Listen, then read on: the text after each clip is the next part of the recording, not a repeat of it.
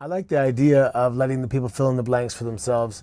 But yeah, I was a huge Hulkamaniac, British Bulldogs, yeah, of course, Ricky Steamboat, Jimmy Snuka. I got signed at 32 years old, and I spent every last penny of my savings right up until the day I got signed. The day before I got signed, the money ran out. So I was about to return home, 32 years old, having to So he made a gesture towards us, and Cornette's like, from the announce table, he was doing commentary, or commentary, and he's like, move, move, move, show fear. You're supposed to be scared of this guy. Or, he lost. I get back there. As I come through the door, he's barreling at me like, you think this is a fucking joke? You think this is a joke? Blah, blah, blah. And the first thing went through my head, I'm like, if I hit this guy, I'm going to be deported. I'm a Canadian in the United States. I just got my little apartment. And you know what's funny? What went through my head? But if he has a real problem and he embarrasses me or tries to humiliate me next time I see him, I may give him back that slap. I love Paul Heyman. He was brilliant. If he was a general, he would fire up the troops like nobody else. Before the show, after our meetings, we're like, yeah, let's go out there. Let's just have the best show ever. He's just a super talented guy. Oh, to go back, Rosa Mendez. Yes. So Rosa and Maurice got hired same time I did, basically within a couple of weeks. So when I came back from getting my visa, I walk in like, who are those two? It was Rosa and Maurice. And she ended up being a roommate of mine too. Both of them actually were. Rosa in my house in Tampa, and Maurice, we had a little, I had a condo in Dunedin, and she was there.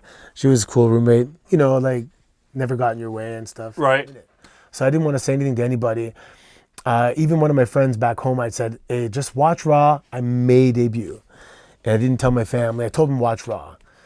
And yeah, so I had that meeting with Vince. And then we went ringside where Armando Alejandro Estrada was there, Umaga was there, Michael Hayes was there, Bobby Lashley was there. And we just talked about it once. That was it. Vince was in the ring for the segment. So, I was in good hands. And he was the ringleader. And he just had the mic and everything flowed perfectly. Vince didn't know how much Italian I spoke at the time. Right. And they wanted to hear me speak English with an Italian accent. So I remember I had to do that in a pre-tape.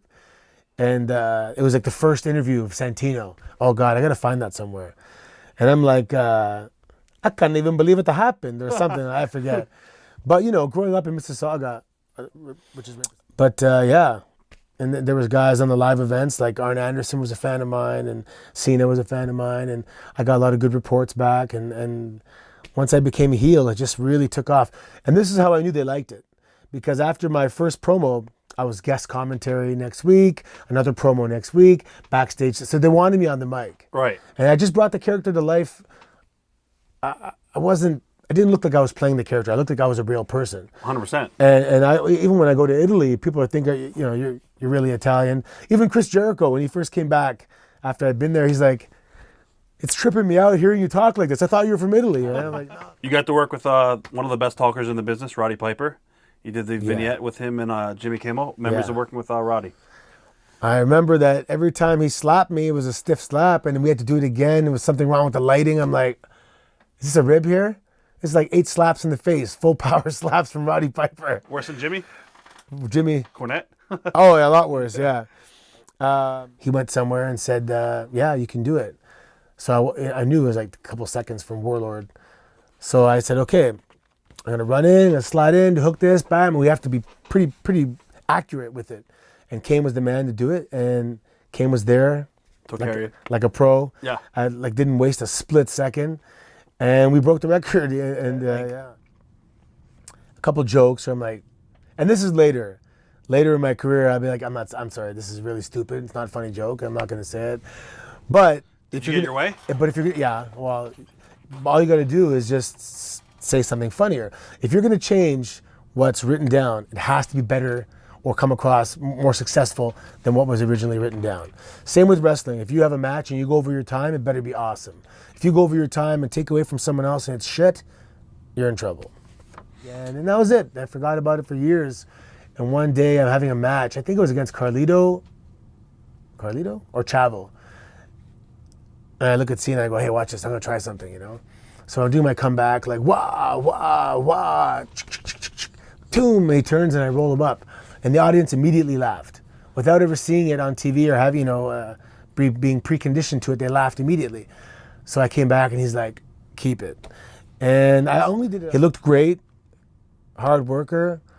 But once you get the boo-boo face backstage, it's seen. You can't hide that.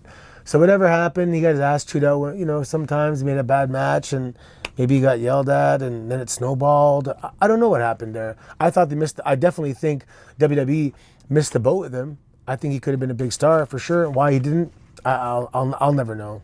And then I called Johnny Ace because I got to go to Puerto Rico in the morning. So I'm, and the WWE, they're so nice to me all the time. So I'm at the front of my car saying, hey, Johnny, it's Santino. I just got in a car accident, whatever. And as I'm talking to him, I walk around the back of the car. And I go, hey, Johnny, I almost died, man. And I guess he heard me choke up on the phone and say, like, I almost died. And they were like, take your time. It's cool. And anyway, so that moment had a profound effect on a lot of people. People come up to me at signings at Mania and Fan Access, and like, dude, the Elimination Chamber, we were jumping up and down in our living room. We thought, no way, he's going to win it. Because at that point, one person only kicked out of the Cobra ever. It was Sheamus up until that point. So when I hit him with the Cobra, 1, 2, oh, you can see people going like, no way. And who was saying that? I should have just hooked them hard and held it there. Would have changed my life. But meeting all the old timers in the green room and having guys like Jake the Snake this year. I walked by and he's like, hey, the Snake guys are here. Or like, he referred to me as like the other Snake guy. And I'm like, you got reconditioned. They're having the greatest time of their lives. I had a match with Fandango. It was the one with me and Emma versus Fandango and Summer Rae, yes. Yeah. And we didn't even lock up yet. This is awesome. I go, okay, this is one of those crowds. Oh, I did traction all the time. I would travel with this device, and a lat pull down machine? Yes. I go to a gym, take off the bar, put this thing, hook my head, and sit there. And after like a minute, you would feel like the zzz coming back in the arms, like just taking off the pressure. That kept me going for years, just doing that maintenance all the time. There was one day I slept.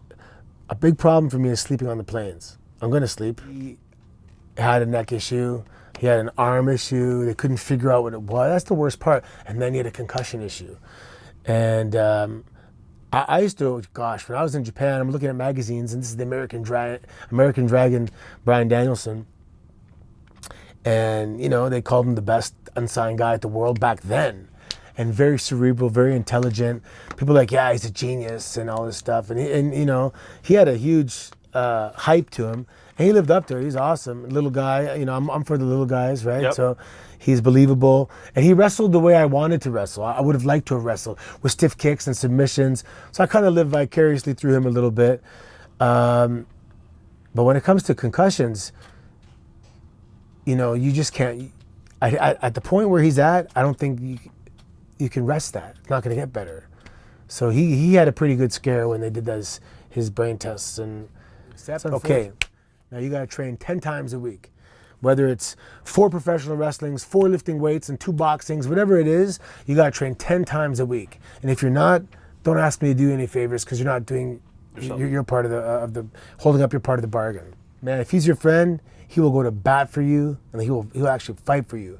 And he's just an awesome guy. But if he hates you, he's gonna fucking make your life hell. Right. No, he's awesome, man. He group I mentioned earlier, like what a woman, like alpha female, intelligent, just a good sense of what is good, what is cool. Right. Like she can watch something and say, okay, that didn't look right, and I'm looking like she's right. She's smart.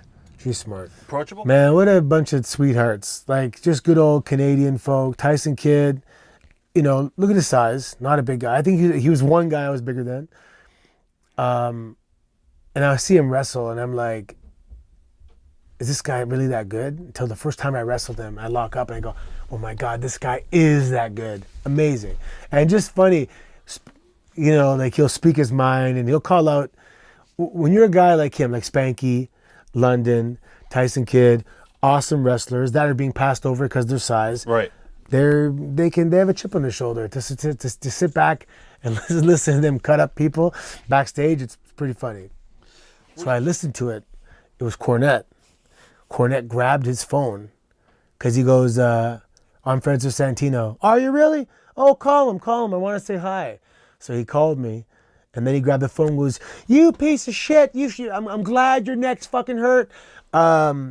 Get out of this goddamn business. You had no right being here in the first place. And I'm like, just, I had a neck injury and I'm potentially facing retirement. I'm like, what a piece of shit.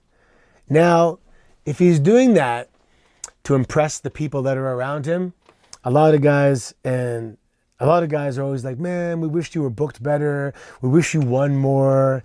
And there's something romantic about always wanting more and never getting it. And never winning the big one, being the second last guy in the Royal Rumble, one count away from winning it. And I'm good with that because I'll always go down as they wanted more. They never got enough. They never got their fill of Santino. They always would have wanted more. And that's something special to walk away with that.